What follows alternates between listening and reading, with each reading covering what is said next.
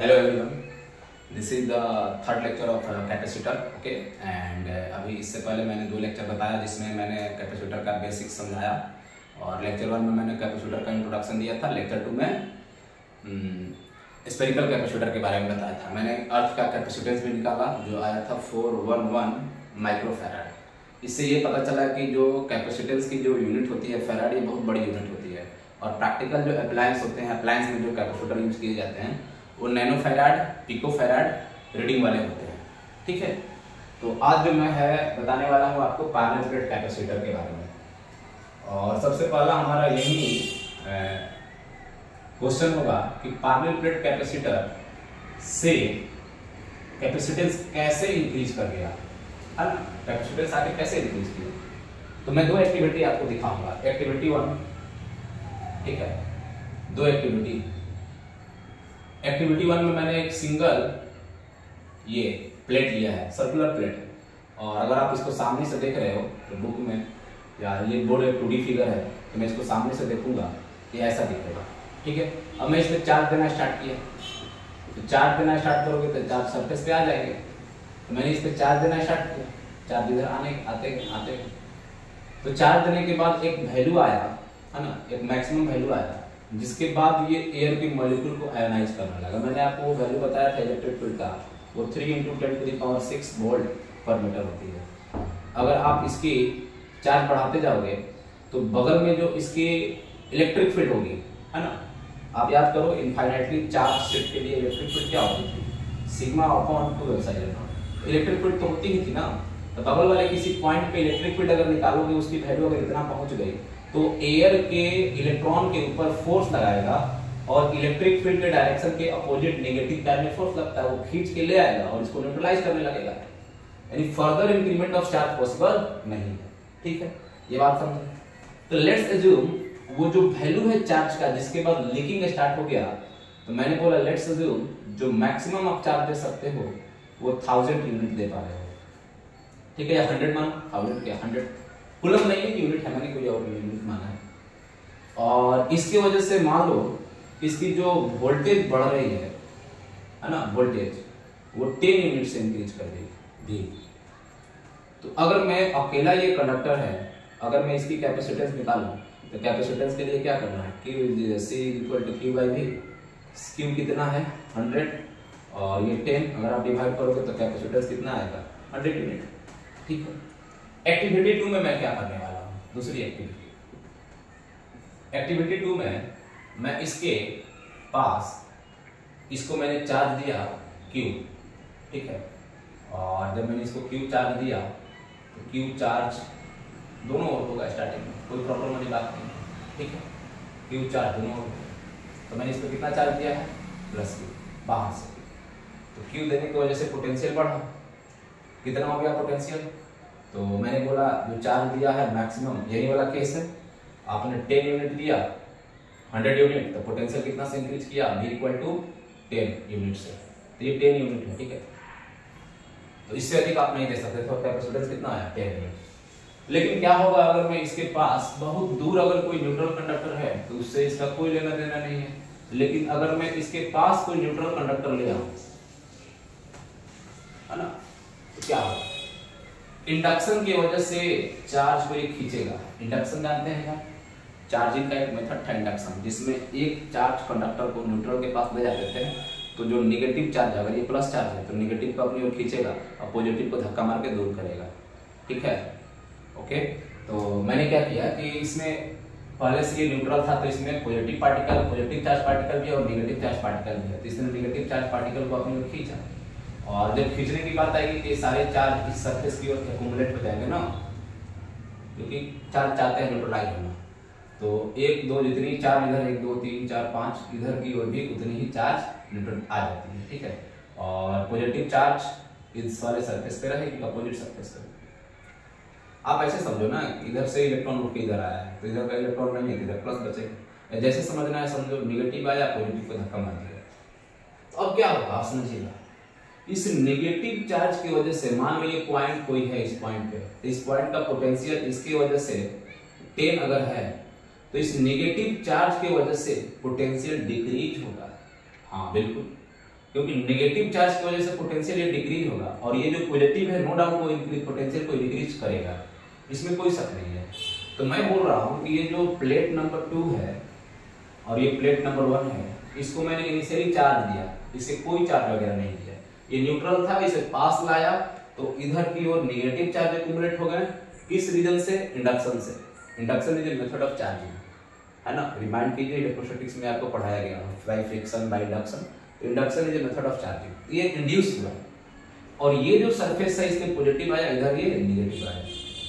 तो जो प्लेट 2 के ऊपर, प्लेट 2 पर नेगेटिव चार्ज जो है, नेगेटिव चार्ज ये पोटेंशियल को क्या करेगा? नेगेटिव चार्ज पोटेंशियल को डिक्रीज करेगा और इधर वाला जो पॉजिटिव चार्ज है, ये वाला पॉजिटिव चार्ज, ये पॉजिटिव चार्ज पोटेंशियल को इंक्रीज करना चाहेगा, बिल्कुल इसमें नो डाउट, पोटेंशियल को इंक्रीज करना चाहेगा। तो चार्ज की अमाउंट जितनी इधर है उतनी ही इधर है, लेकिन डिस्टेंस आप देखोगे, अगर इसकी डिस्टेंस d1 है और इसकी डिस्टेंस d2 है, ये डिस्टेंस ज्यादा है तो मतलब ये जो पोटेंशियल इंक्रीज करेगा इसके डिक्रीज से वो कम होगा।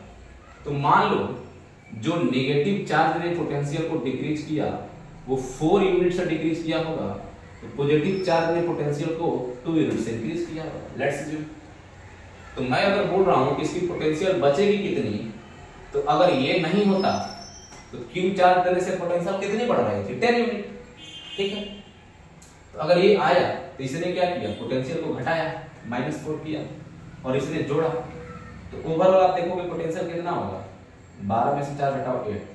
और अगर इस पॉइंट का पोटेंशियल 8 हो चुका है क्यू चार्ज देने से, तो पोटेंशियल 10 जाता है तब नहीं ये आयोनाइज करना स्टार्ट करता है एयर को। मतलब अभी भी आप इसका पोटेंशियल 2 वोल्ट से बढ़ा सकते हैं, उसके लिए और चार्ज आप बाहर से दे सकते हैं। बात समझ रहे हैं? और अगर आप इस समय कैपेसिटेंस निकालना चाहें तो 100 यूनिट चार्ज दिया आपने, जिससे वोल्टेज कितना बढ़ा? 8। इस केस में 100 यूनिट चार्ज देने से आपका वोल्टेज 10 यूनिट से बढ़ रहा था, तो कैपेसिटेंस 10 यूनिट आया। इस केस में कैपेसिटेंस कितना आएगा? 100 यूनिट चार्ज दिया, कैपेसिटेंस क्या होता है? इस केस को आप C1 कैपेसिटेंस बोलते हो या छोड़ो, अलग अलग केस मैंने लिया नहीं है, सेकंड नंबर एक्टिविटी। तो Q/V, तो Q कितना चार्ज है? 100 यूनिट, वोल्टेज कितना बढ़ा? 8। तो डिवाइड करो आप, तो 8 बन जाए 8, बचा कितना? 2, 12.5 यूनिट। बच्चों ध्यान से देखिए, क्या कैपेसिटेंस इंक्रीज किया कि नहीं? बिल्कुल किया, 2.5 यूनिट से कैपेसिटेंस इंक्रीज कर दिया।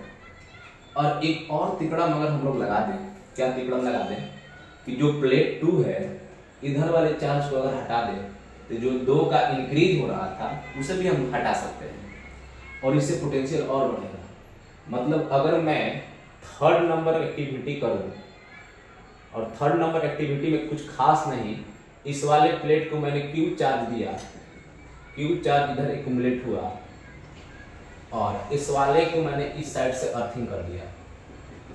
इधर जो प्लस चार्ज थे अब प्लस दिखेंगे क्या? ये माइनस चार्ज मान लो, तो जो प्लस चार्ज वाले हैं ये फ्लो करके अर्थ में चले जाएंगे, या ऐसे आप समझिए अर्थ से इलेक्ट्रॉन आकर के इन्हें न्यूट्रलाइज कर देंगे और ये चार्ज दिखेगा ही नहीं। ये नेगेटिव दिखेगा क्योंकि नेगेटिव को ये अपनी ओर खींच के रखा हुआ है। ये बात क्लियर है? और अगर ऐसा हुआ तो आपने चार्ज कितना दिया था? 100 यूनिट, और 100 यूनिट देने से इसकी वोल्टेज बढ़नी चाहिए थी 10, लेकिन ये घटाया -4 किया। ये -4 तो करेगा, नेगेटिव वाला तो है, गायब कौन हुआ? पॉजिटिव वाला। तो जो वोल्टेज में इंक्रीमेंट होगा वो कितनी यूनिट हो जाएगी? 6 यूनिट। और अब आप बोल रहे हो कि नया वाला इस केस में जो कैपेसिटेंस आएगा Q/V, तो Q है 100 यूनिट डिवाइडेड बाय 6 अगर कर दो आप तो कितना आ जाएगा? 6 1 6, बचा कितना? 4, बचा कितना? 4, तो 6 6 36, फिर आएगा कितना? इतना कैपेसिटेंस आ गया, यानी लगभग 17 यूनिट कैपेसिटेंस आया। आप सोचिए 12 से इंक्रीज करके कैपेसिटेंस कितना गया? 17। मतलब अगर हम सिंगल कंडक्टर लिए हुए थे तो जो कैपेसिटेंस हमें मिल रहा था 10 यूनिट, अगर मैंने 2 पैरेलल प्लेट लिया तो कैपेसिटेंस बढ़कर कितना हो गया? 17। तो कारण समझ रहे हो पैरेलल प्लेट कैपेसिटर का? What is the reason? हाँ, समझ में आया होगा। तो अब मैं आपको पैरेलल प्लेट कैपेसिटर का कैपेसिटेंस निकालता हूँ। ये मैंने कंपेरिजन किया, आप इसका स्क्रीनशॉट ले सकते हो। केस एक्टिविटी 1 में मैंने क्या किया? ये सिंगल कंडक्टर है, इसे 100 यूनिट चार्ज देते गया और 100 यूनिट के बाद जब दिया तो इधर मना नहीं किया लेने से, लेकिन लीक होने लगा। और मैंने बोला कि उतना तक में इसकी वोल्टेज 10 यूनिट इंक्रीज की। तो जो कैपेसिटेंस वो कितनी है, कैपेसिटेंस तो वही Q/V होता है। Q चार्ज देने से V वोल्टेज इंक्रीज हुआ तो Q को डिवाइड करो V से, कैपेसिटेंस का वैल्यू आएगा।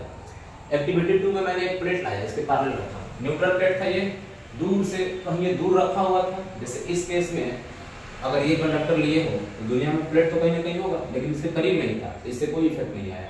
लेकिन उसी प्लेट को जब मैं इसके पास लाया तो पास लाने से कैपेसिटेंस जो है इंक्रीज हुआ। क्यों? क्योंकि ये चार्ज इंड्यूस किया, नेगेटिव चार्ज अपनी और पॉजिटिव को धक्का मारा।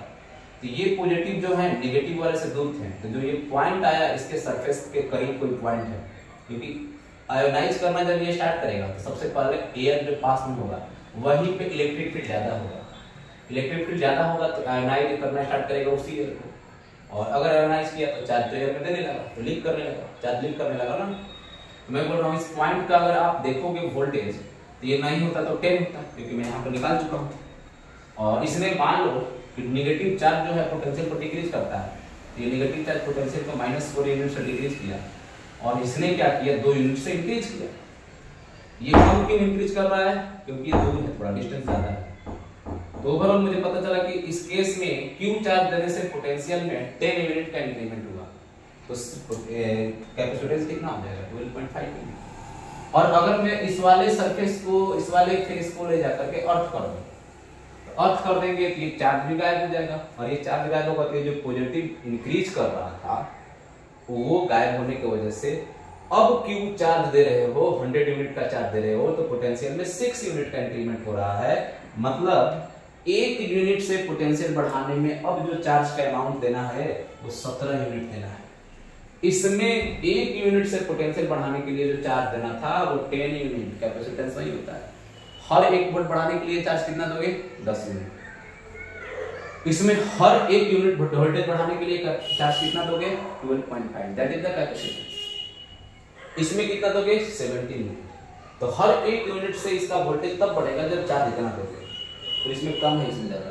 कैपेसिटेंस हम 3 स्टेज में बढ़ा सकते हैं। और एक और हमारा आखिरी स्टेज है एक्टिविटी 4 में, कि अगर मैं इसके बीच में एयर हटा करके कोई डाइलेक्ट्रिक डाल दूं, डाइलेक्ट्रिक इंसुलेटर्स होते हैं, तो इंसुलेटर को आयोनाइज करना थोड़ा टफ हो जाता है, यानी और हाई वोल्टेज आप ले जा सकते हैं, ठीक है, और उसकी कैपेसिटेंस बढ़ा सकते हैं। तो मैं इस चीज को समझाऊंगा, उससे पहले आपको मैं पैरेलल प्लेट कैपेसिटर समझाता हूँ कि पैरेलल प्लेट कैपेसिटर का कैपेसिटेंस क्या होगा। ओके, तो आइए इसको देखा जाए।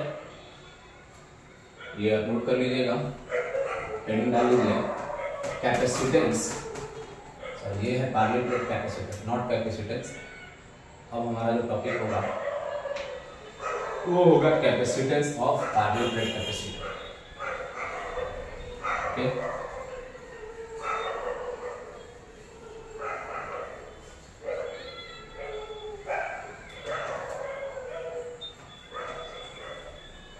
क्या होगा हेडिंग?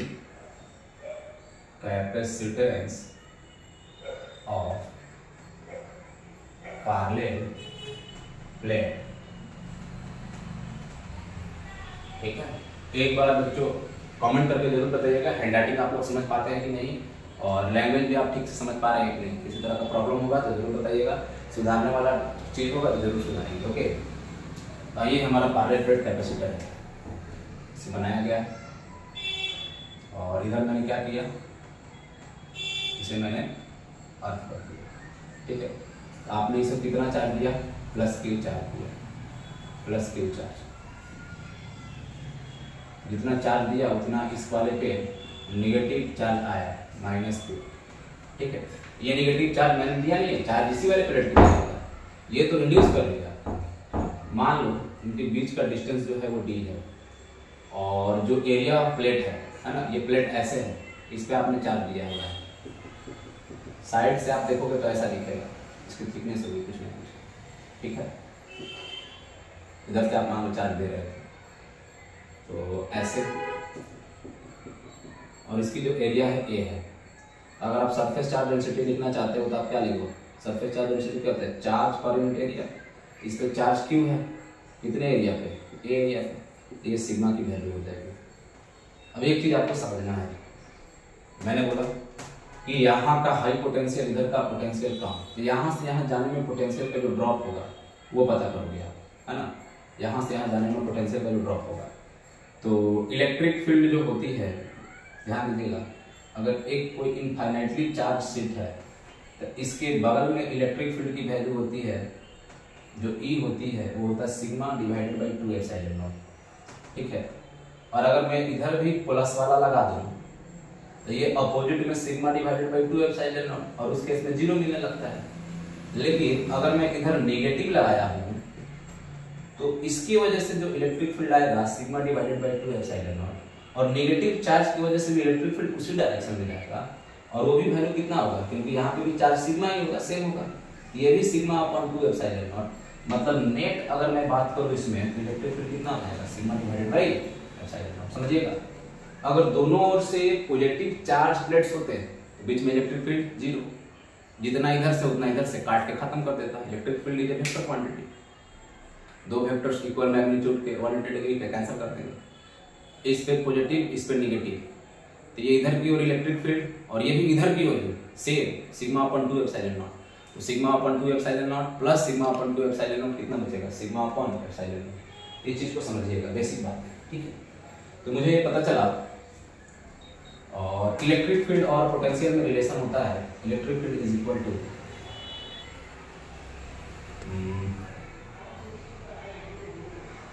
V बाई R, क्योंकि अब इसकी यूनिट देखो ना, इलेक्ट्रिक फील्ड की यूनिट क्या होती है, वोल्ट पर मीटर।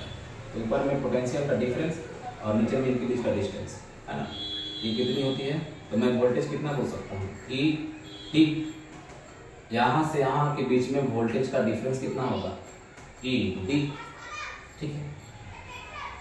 ओके, मुझे क्या करना है, मैंने Q चार्ज दिया तो वोल्टेज कितना आया, E इंटू डी। तो कैपेसिटेंस क्या होता है, कैपेसिटेंस क्या होता है, Q is equal to C by V। चलिए आइए देखिए, इलेक्ट्रिक फील्ड कितनी हो जाएगी, तो इलेक्ट्रिक फील्ड उनके बीच में जो इलेक्ट्रिक फील्ड आएगी वो आएगी sigma upon epsilon not. Electric field का वैल्यू रख देता हूँ सिग्मा डिवाइडेड बाय, और sigma divided by epsilon not नीचे इनटू डी। ये है वोल्टेज, Q चार्ज दिया तो अगर मैं इसको भी सिग्मा को लिखना चाहूँ तो क्या लिख सकता हूँ, Q बाई A। तो sigma can be also written by as Q by A epsilon naught into D, voltage है। तो अब क्या करोगे, Q बाई V ये होता है कैपेसिटेंस, तो Q आपने चार्ज दिया, Q को Q रखो, जो V आया है वो आया है A एप्सिलॉन नॉट, ये Q से Q कैंसिल हो जाएगा और ये कितना आएगा, A एप्सिलॉन नॉट बाई, ऊपर जाएगा ये नीचे आएगा D। मतलब कैपेसिटेंस जो आया पैरेलल प्लेट कैपेसिटर का, ये आया A epsilon not by D। हाँ सर, वेरी गुड। तो एक्चुअली में आप ऐसा समझिए कि ऐसा क्यों आया capacitance A epsilon not by D। देखिए समझिए, जो D है वो न्यूमरेटर में आ रहा है, आना भी चाहिए, सॉरी डिनोमिनेटर में आ रहा है, नीचे आ रहा है, डिनोमिनेटर आना भी चाहिए। अगर आप इसको और पास ले जाओगे तो नेगेटिव चार्ज ज्यादा करीब होंगे, इसके पोटेंशियल को डिक्रीज करेंगे, इसके सरफेस के पोटेंशियल को क्या करेंगे। मैंने क्या किया, इस वाले को अर्थिंग जब आपने कर ही दिया है तो इसकी पोटेंशियल कितनी है, 0, इसकी पोटेंशियल है V। तो जब इधर से इधर जा रहे हो तो मैंने बोला कि आप V से 0 की ओर जा रहे हो। इलेक्ट्रिक फील्ड बोलता है कि यहाँ से यहाँ जा रहे हैं, नेगेटिव साइड को मैं हटा रहा हूँ, माइनस dV बाई dr होता है। इलेक्ट्रिक फील्ड जो होता है वो माइनस dV बाई dr, ये बताता है कि अगर फील्ड के डायरेक्शन में जाओगे तो पोटेंशियल डिक्रीज करेगा। मैं यहाँ पे सिर्फ मैग्नीट्यूड का बात कर रहा हूँ, यहाँ से यहाँ गया तो पोटेंशियल V से 0 हो गया, मतलब पोटेंशियल का ड्रॉप कितना है, V। इलेक्ट्रिक फील्ड कितना है, सिग्मा अपॉन एप्सिलॉन नॉट, और डिस्टेंस है कितना, D, तो E equal to V by D, V equal to E into D। E कितना होता है, सिग्मा अपॉन एप्सिलॉन नॉट, दो प्लेट्स इसमें से एक पॉजिटिव और एक नेगेटिव, तो sigma upon epsilon naught, sigma Q by A होता क्या है, सरफेस चार्ज डेंसिटी। तो जितना चार्ज दिए हो डिवाइडेड बाय जितने सरफेस पे दिए हो, ओके ठीक है। तो मैंने वोल्टेज निकाला, और कैपेसिटेंस कैसे निकाला जाता है सर, Q चार्ज देने से इसका वोल्टेज भी बढ़ा, तो capacitance is defined as Q divided by V। रखा वैल्यू कैपेसिटेंस है इसमें। अगर एरिया बढ़ाओगे तो ज्यादा चार्ज हो नहीं पाएगा, कैपेसिटेंस बढ़ेगा। लेकिन एप्सिलॉन नॉट क्या बता रहा है, एप्सिलॉन नॉट है permittivity of free space, permittivity of free space, अगर आपने यहाँ पे स्पेस को फ्री रखा है तब ये है। लेकिन अगर आप इसके अंदर कोई डाइलेक्ट्रिक डाल दो, इन दोनों प्लेट्स के बीच में क्या डाल दो, डाइलेक्ट्रिक ऑफ डाइलेक्ट्रिक कांस्टेंट के, अगर मैं कोई डाइलेक्ट्रिक डाल दूं, ठीक है, तो जो एप्सिलॉन नॉट है उसके जगह पे एप्सिलॉन आएगा, और एप्सिलॉन की वैल्यू कितनी हो जाएगी, एप्सिलॉन इनटू एप्सिलॉन आर, और एप्सिलॉन आर होता है रिलेटिव परमिटिविटी, है ना। डाइलेक्ट्रिक अगर मैं डाल दूं, डाइलेक्ट्रिक इंसर्टेड, इसको डिटेल में पढ़ेंगे डाइलेक्ट्रिक, और डाइलेक्ट्रिक कांस्टेंट को हम लोग एप्सिलॉन आर या फिर के से भी दिखाते हैं। तो अब कैपेसिटेंस जो नया वाला आ जाएगा वो कितना हो जाएगा, A epsilon divided by area, तो सेम ही रखा, डिस्टेंस तो डी ही रखा है, इसमें कोई चेंज नहीं किया, इसकी एरिया जितनी थी उतनी ही रखा, तो यहाँ पे मैं डी कर दिया, तो ए एप्सिलॉन नॉट के डिवाइडेड बाय डी, तो जो सी डैश आया, अब देखो ध्यान से, ये न्यू वाला कैपेसिटेंस, पहले वाला capacitance, C dash is equal to K times C, या ऐसे बोल सकते हो C dash by C is equal to K. Dielectric को आप ऐसे भी डिफाइन कर सकते हो, मैं डाइलेक्ट्रिक को डिटेल पढ़ाऊंगा, मतलब मैं बोल रहा हूँ कि 3 स्टेप में आप पैरेलल प्लेट कैपेसिटर का कैपेसिटेंस बढ़ा सकते हो। पहला पैरेलल अगर है, ठीक है, तो पहला काम क्या करो आप, पहला काम क्या करिए कि पैरेलल इसको ले आए पास में एक प्लेट को, इससे वोल्टेज बढ़ा, दूसरा अर्थ कर दिया, तीसरा डाइलेक्ट्रिक डाल दो। 3 स्टेप, कितने स्टेप्स, स्टेप 1 कोई सिंगल कंडक्टर था, इसके पास लाए एक और कंडक्टर, तो इसने नेगेटिव चार्ज रिड्यूस होकर के वोल्टेज डिक्रीज किया, वोल्टेज डिक्रीज करने की वजह से इसकी कैपेसिटेंस बढ़ी, तो इधर वाला पॉजिटिव इंक्रीज कर रहा था, थोड़ा कम बढ़ रहा था, तो इसको मैंने क्या कर दिया, स्टेप 2 में अर्थ कर दिया, अर्थ करने से और वोल्टेज में इंक्रीमेंट आया। लेकिन जब मैं अगर बीच में एक और डाइलेक्ट्रिक डाल दूं तो कैपेसिटेंस फर्दर बढ़ जाएगा। तो मैंने आपको बताया पैरेलल प्लेट कैपेसिटर का कैपेसिटेंस अगर आपसे कोई पूछे कि किस पे डिपेंड करता है, तो कैपेसिटेंस ज्योमेट्री पे डिपेंड करता है कि ये एरिया कितनी है और डी कितनी है। मतलब जो कैपेसिटेंस है, capacitance of parallel plate capacitor depends upon geometry. Geometry का मतलब एरिया ऑफ क्रॉस सेक्शन कितना है, एरिया प्लेट का कितना है, और सेकंड क्या है, डिस्टेंस कितना है उन दोनों के बीच में, ठीक है। ओके, नेक्स्ट क्लास में हम लोग पैरेलल प्लेट कैपेसिटर में दोनों प्लेट्स के बीच में, अब आप देखिएगा एक पॉजिटिव चार्ज एक नेगेटिव चार्ज, तो दोनों प्लेट्स के बीच में लगने वाले फोर्स कितने होते हैं, ये कितना एनर्जी स्टोर कर पाता है। और सबसे इम्पोर्टेंट बात मैं आपको बता दूं कि जो मार्केट में आप जो कैपेसिटर देखते हो, कैपेसिटर कैसा होता है, तो एक पतले से पेपर जैसे मेटल को लेकर के, 2 पतले है ना मेटल के बीच में डाइलेक्ट्रिक डालने के बाद उसको रोल कर दिया। क्योंकि देखो अगर आप कैपेसिटेंस बढ़ाना चाहते हो तो एरिया ज़्यादा रखना पड़ेगा, एरिया ज़्यादा रखोगे तो प्रैक्टिकली मान लो बहुत बड़ा हो गया, रूम इतना बड़ा रख दिया आपने, है ना, रूम इतना लंबा रखा, अभी चौड़ा इतना रखा, इतना लंबा को आप हैंडल कैसे करोगे। तो मैंने बोला खूब लंबा आपने कर दिया, और दूसरे को इसको भी खूब लंबा है, और इसके बीच में क्या डाल दिया, डाइलेक्ट्रिक। क्योंकि आप जानते हो डाइलेक्ट्रिक डालने से कैपेसिटेंस और इंक्रीज करता है के टाइम्स।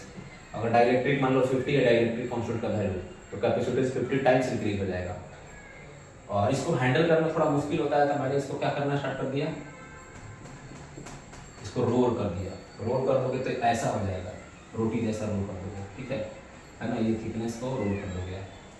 तो वो रोल करके आपको पैक करके जो मिलता है कैपेसिटर, वो फैन में लगा रहता है जिसे आप कंडेंसर बोलते हो, तो उसकी कैपेसिटेंस जो होती है ठीक ठाक होती है। ओके, तो आज के लिए इतना ही, ठीक है।